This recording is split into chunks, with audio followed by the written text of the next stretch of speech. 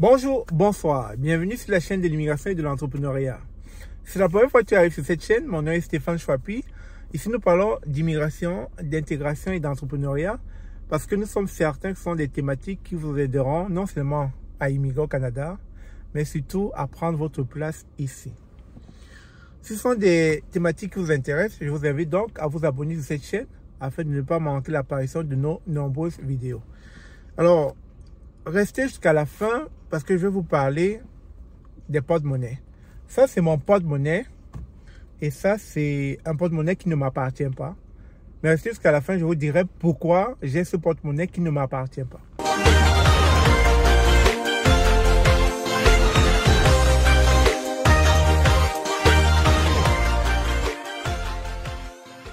J'ai fait un tour au Cameroun en 2022 et je suis allé dans un restaurant appelé Chop et Yamo. Je pense que les Camerounais qui suivent la chaîne connaissent Chop et Yamo. C'est un restaurant où on vend des beignets haricots, BH, bouillis.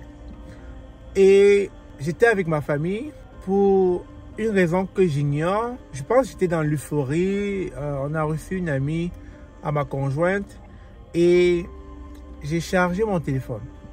Je ne m'en suis pas rappelé que mon téléphone était en charge.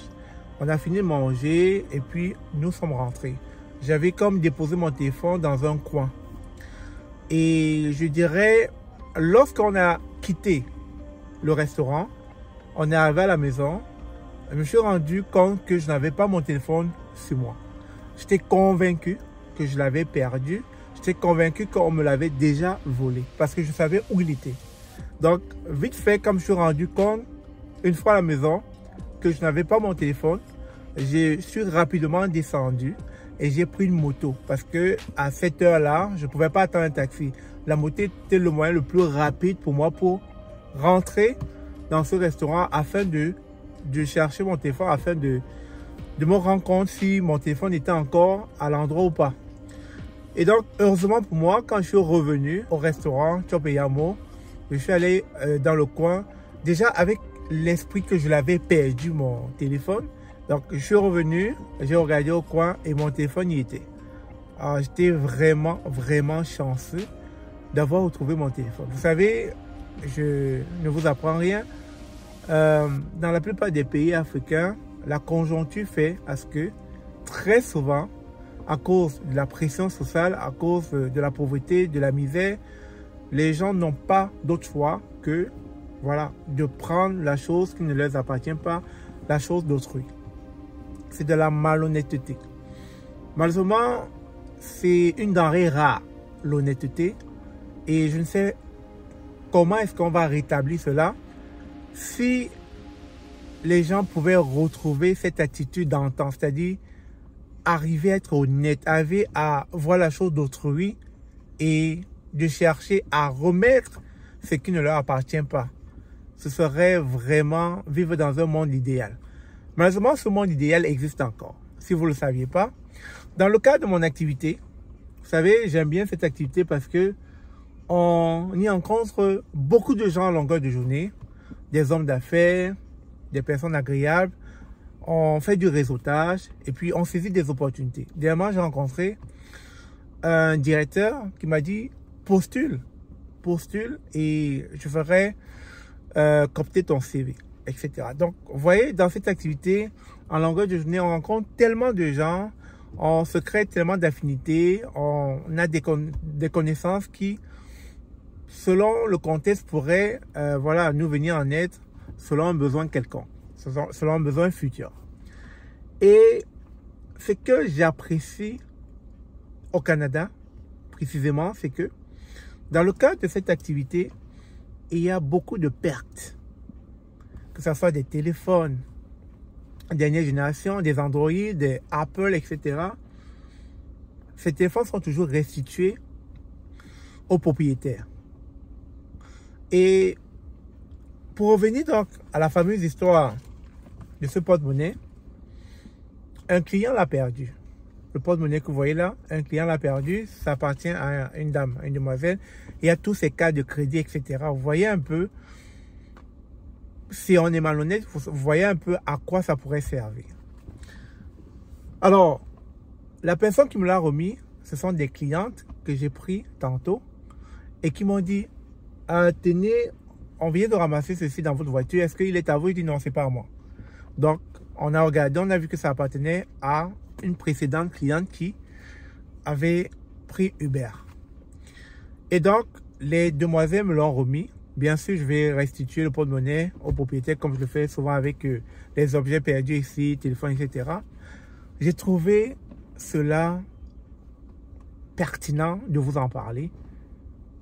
Que des personnes qui trouvent un objet dans le véhicule s'empressent d'en parler, de dire, écoutez, il y a un porte-monnaie qu'on vient de ramasser, est-ce que vous savez à qui il appartient? Ça, c'est vraiment une denrée rare de trouver de nos jours des personnes honnêtes. Et je pense que il va falloir conscientiser, moraliser à ce que cette attitude revienne auprès de nos jeunes, même auprès des adultes. Parce que vous voulez ou pas, lorsque vous avez cette attitude d'honnêteté, beaucoup de portes vont s'ouvrir dans votre vie. Beaucoup de choses, de belles choses vont se passer dans votre vie. Peut-être à l'heure actuelle, lorsque vous êtes face à la tentation d'un porte-monnaie avec des cartes de crédit ou bien d'un téléphone, à cause de la pression sociale, à cause du manque d'argent, à cause d'un besoin pressant, il vous passe à l'idée de vouloir peut-être brader cela, vendre cela ou bien l'utiliser à votre propre intérêt. Mais ce n'est pas la meilleure chose à faire. Ce n'est pas la meilleure chose à faire. Restituez ce qui ne vous appartient pas. Remettez ce qui ne vous appartient pas. Parce que vous ne savez pas les portes qui vont s'ouvrir grâce à ce geste que vous ferez. Parce que très souvent, on accorde beaucoup plus de crédit à la facilité de nos jours.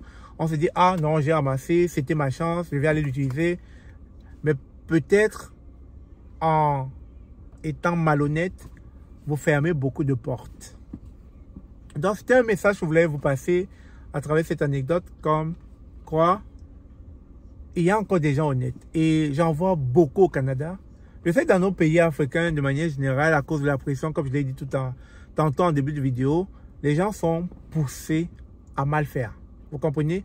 Les gens sont poussés à être malhonnêtes. Mais ce n'est pas la bonne attitude.